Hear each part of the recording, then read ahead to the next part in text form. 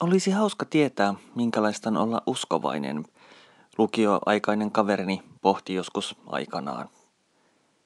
Nyt pappina tuohon kysymykseen joudun itse usein vastaamaan. Kun puhutaan siitä, millaisia uskovaiset ovat, nousee ihmisillä usein mieleen kuva uskovasta, jolla on voimakas kokemus uskoon tulosta, joka suureen ääneen julistaa uskoaan toisille ja siteraa Raamattua koko ajan. Jos ei itse koe olevansa mitään tuota, on hankala mieltää itsensä uskovanakaan, vaikka uskoisikin. Ja se on minusta sääli, sillä tuon uskovan ihmisen stereotypian edustajia on kovin vähän. Eikä tuo mielikuva minusta muutenkaan anna kovin osuvaa kuvaa uskosta ja uskossa elämisestä. Miten siis itse uskovana koen uskon?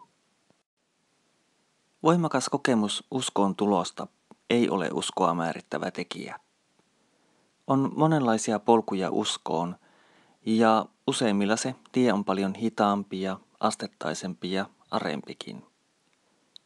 Usko ei myöskään ole uskon löytämistä ja siihen jäämistä, vaan elämänmittainen prosessi, jota kuljetaan asioita ja arvoja, maailmaa ja Jumalaa ja kanssa ihmisiäkin pohtien.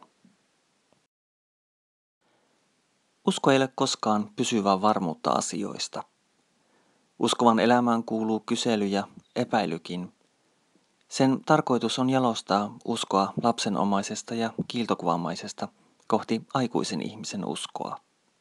Uskoa, joka näkee maailman rikkonaisuuden ja puutteet ja ihmisen pahuuden ja jaksaa silti uskoa. Se aikuinen usko on enemmänkin halua nähdä Jumala elämässä kuin jatkuvaa varmuutta hänestä. Mutta koska tuo usko etsii Jumalaa kaikesta vastaan tulevasta, on se myös todellista silloinkin, kun elämä ei ole täydellistä. Silloinkin, kun Jumala tuntuu olevan piilossa. Tätä arkista uskoa ei kuitenkaan usein mielletä uskoksi, siitäkään huolimatta, että kaiken perinteen valossa se itse asiassa nimenomaan on uskoa aidoimmillaan. En ole vielä sanonut mitään uskon ja tiedon suhteesta. Eikö usko olekaan asioiden totena pitämistä?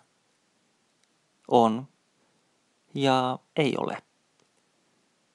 Ei ole ainakaan mitään määrää todistuksia, jotka tosiksi osoittamalla voisi vakuuttaa jonkun uskon pariin. Jotain kiinnekohtia ehkä on. Jeesus oli tutkimuksen mukaan historiallinen henkilö. Hän on ollut olemassa. Mutta se, kuka hän on ollut, mikä hänen merkityksensä on, se on uskon kysymys. Jumala tai uskon kysymykset eivät ole tieteellisen todistelun piirissä suuntaan tai toiseen. Mutta ne eivät myöskään ole ristiriidassa tieteen kanssa. Uskon lauseet puhuvat jostain aivan muusta. Ne puhuvat arvoista ja merkityksistä. Ne puhuvat siitä, että tieteellisen kuvauksen rinnalla maailmaa voi kuvata myös toisin sanoin. Ja yksi mahdollinen kuvaustapa on nähdä maailman ja maailmankaikkeuden syntyprosessissa, ihmisten vuorovaikutuksissa jotain muutakin. Jotain toista ja suurempaa. Jotain, jota kristinuskon piirissä nimitetään Jumalaksi. Vanhan tarinan mukaan ateisti kysyi papilta sitä, mitä hyötyä tämän lausumasta ruokarukouksesta oli. Tuliko ruokaa muka lautaselle enemmän? Ei, pappi vastasi. Mutta ruoka maistui paremmalta, kun sen otti vastaan kiitoksella. Tuo taipumus nähdä Jumala asioissa on sitä, mitä sanotaan uskoksi.